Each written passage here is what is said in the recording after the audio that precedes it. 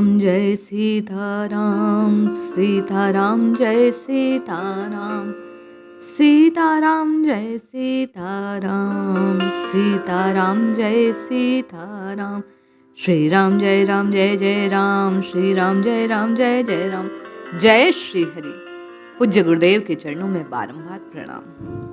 नित नई कथाओं के माध्यम से मैं और आप पारंगत होने का प्रयास कर रहे हैं, वो भाव पाने के लिए जिस भाव से पुकारने पर आपको और मुझे माँ जानकी, लखन लाल जी और भगवान श्री राम के दर्शन प्राप्त हो जाए, आपको और मुझे हमारे इष्ट राम जी मिल जाए।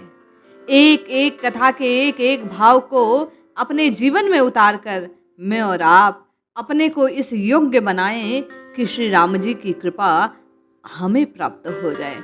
वस्तुतः राम जी की कृपा उनकी कृपा से ही प्राप्त होती है। ऐसा कोई निश्चित मापदंड नहीं जिसे पूर्ण कर आप और मैं राम जी को पा पाए। कोई विधि विधान नियम राम राम राम राम रटने का ऐसा नहीं जिसे पूर्ण करने पर आप और मैं राम जी को पा जाएं। केवल भाव भक्ति, ऐसा हृदय में निस्वार्थ निष्कपटता आ जाए कि हमें और राम जी प्रेम करने लगे, हमारे राम जी बन जाएं और हम केवल और केवल राम जी के बन जाएं। आइए एक छोटी सी कथा श्रवण करते हैं, इस भाव को धारण करते हैं और हम और राम जी इसी निस्वार्थ भाव से पुकारते हैं। उनकी प्राप्ति के लिए एक और बलतर प्रयोग करते हैं जिससे हमें राम जी मिल जाए। एक छोटे से गांव में एक ब्राह्मण राम स्वरूप अपनी पत्नी के साथ रहा करते। ये राम स्वरूप जी भगवान राम के अनन्य भक्त। दिन भर इनके मुंह से सिया राम का जाप चलता रहता। सिया राम जय सिया राम जय सिया राम जय सिया राम। इसी प्रकार वे रात दिन प्रभु को पुकारते थे। स्वभाव से बड़े सीधे और सरल हैं। घर की बिल्कुल माली हालत, गुजारा भी बड़ा मुश्किल से होता है, परंतु इनके चेहरे पर प्रभु की कृपा से कोई सिकन तक नहीं, आस्था में कोई कमी नहीं। लोग इन्हें राम भक्त पंडित के नाम से पुकारते थे, ऐसा अद्भुत प्रभु से इनका प्रेम था। गांव में एक पुराना खंडर सा हो चुका मंदिर था जिनकी ये सेवा किया करते थे। ये राम स्वरूप जी उसी में पुजारी का काम करते थे। बगल में एक ईंटों का बना कमरा था, उसी में रहा करते पत्नी के साथ। पत्नी बिल्कुल पंडित जी के विपरीत स्वभाव वाली, बात बात पर गुस्सा करने वाली, बड़बड़ाने वाली थी। नाम है लीलावती। लीलावती को प्रभु की भक्ति से, प्रभु के नाम से कोई लेना देना नहीं। बस अपने घर का काम करती, बड़बड़ाती और इसी प्रकार जीवन व्यतीत कर रही थी। कभी कभी पंडित जी कह दिया करते, अरे कभी तो प्रभु का नाम लिया कर, कभी तो राम जी को प्यार से पुकारा कर, थोड़ा पुण्य ही मिलेगा। राम जी नाम लेने वाले का उद्धार करते हैं। बार बार वे अपनी पत्नी को ये कहा करते। लीलावती लगभग चिल्लाते हुए से बोलती, अरे नहीं चाहिए, पुण्य वुण्य रखो अपना अपने पास। तुम रोज घंटों पूजा करते हो, क्या कर दिया तुम्हारे भगवान ने तुम्हारे लिए? घर में खाने को दाना नहीं, भगवान को जो कुछ होता खिला देते हो, हवा खाकर पेट भरो, जाओ जाओ, मुझे ज्ञान ना दिया करो। इतना सुनते ही रामस्वरूप जी बोले, अरे लीलावती काहे को चिंता करती? जो भगवान के भरोसे होते हैं, भगवान उनसे कभी खाली पेट सोने नहीं देते। इस प्रकार रोज रोज पति पत्नी के बीच मीठी नोकझोंक चलती रहती। पंडित जी प्रभु का नाम सिमरन करते और प्रभु को शरणागत के भाव से नित्य पुकारा करते। एक समय ऐसा आया कि पंडित जी को 3-4 दिन के लिए दूसरे गांव जाना पड़ा। पंडित जी मन में विचार कर रहे थे, परेशान हो रहे थे कि आखिर उनके चले जाने के बाद प्रभु का ख्याल कौन रखेगा, कौन प्रभु को नहलाएगा धुलाएगा, पूजा अर्चन करेगा, प्रभु को प्रेम से कौन भोग लगाएगा। इसी ख्याल में थे।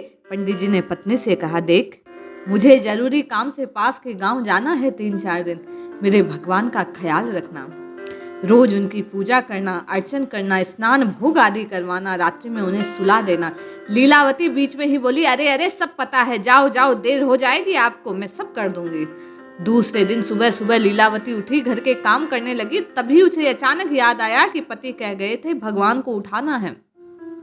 वह मंदिर के अंदर जाती है और बोले उठो राम जी, भोर हो गई, जल्दी आओ, कहकर वापस अपने काम में लग गई।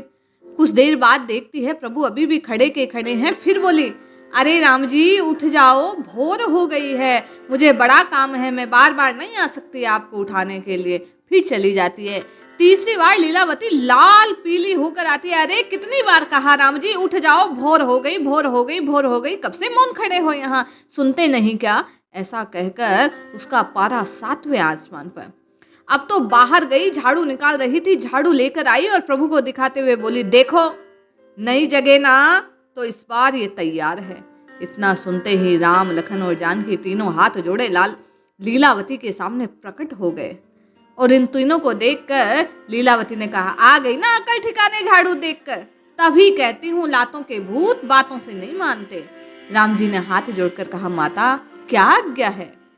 लीलावती कहने लगी जाओ जाओ कुएं पर जाओ, स्नान कराओ, मैं भोजन तैयार करती हूँ, वस्त्र भी स्वयं धो लेना, मेरे पास समय नहीं है, बड़ा काम है घर का।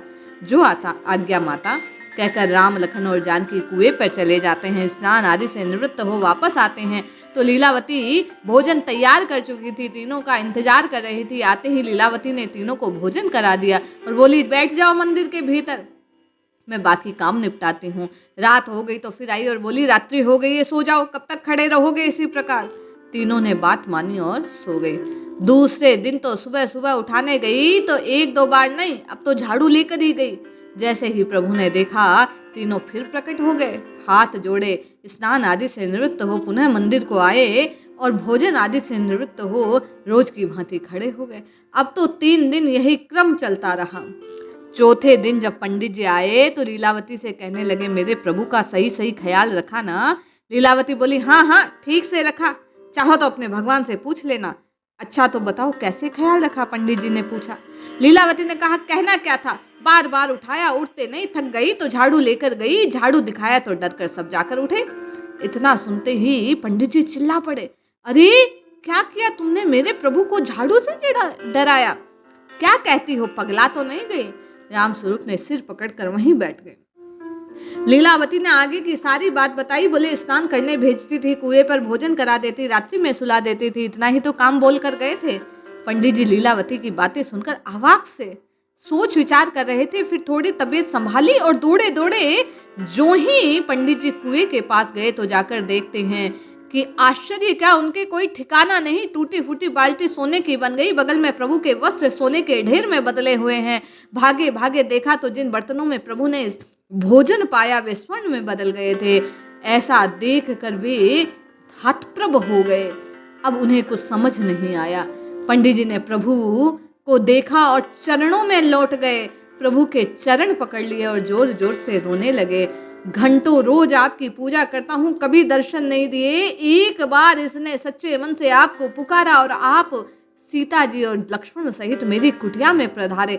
मैं धन्य धन्य धन्य हो गया ऐसी पत्नी पाकर। हे प्रभु आपने प्रकट कर दिया कि जो भक्त आपको निस्वार्थ भाव से सच्ची भक्ति से ये मानकर पुकारता है कि आप हैं, आप केवल मूर्तिमान नहीं हैं, आप जागृत हैं, उसके भाव को पूरित करने आप अवश्य आते हैं। ये भाव आज आपने प्रकट कर दिया। लीलावती की भक्ति आपको प्रकट करने पर होने पर मजबूर कर हुई। हे प्रभु मैं भी ऐसा ही भाव रखकर आज से आपको सत्यमान, स्वरूपमान, सच्चा जीवंत मान आपको पुकारता हूँ। हे नाथ एक बार मुझे भी दर्शन दे दीजिए।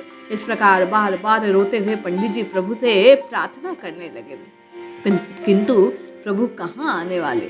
प्रभु तो किसी सच्चे भक्त के निस्वार्थ भाव से वशीभूत होकर प्रकट होते हैं, जैसा उस लीलावती का भाव था। उसने माना कि प्रभु मूर्त नहीं है, सच्चे राम लखन है जो आएंगे और खाएंगे, उसके समस्त कार्यों का संचालन करेंगे।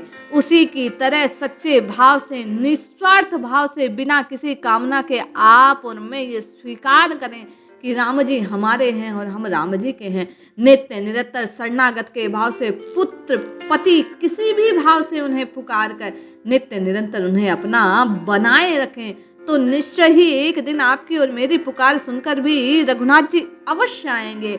यही भाव इस कथा का आप और मैं धारण करें कि नित्य निरंतर सच्चे भाव से, जैसा उस लीलावती ने पुकारा, आप और मैं भी प्रभु की पुकार करेंगे। वास्तव में प्रभु को पुकारने का कोई नियमबद्ध प्रणाली नहीं है। मेरे प्रभु भाव के भूखे हैं। उसी प्रकार भाव और भक्ति से नित्य निरंतर आप भी पुकारते रहिए। निश्चय मानिए एक दिन रघुनाथ जी अवश्य पधारेंगे। जपिए जपिए जपिए नित्य निरंतर केवल और केवल इष्ट का नाम जपिए, कल्याण अवश्य होगा।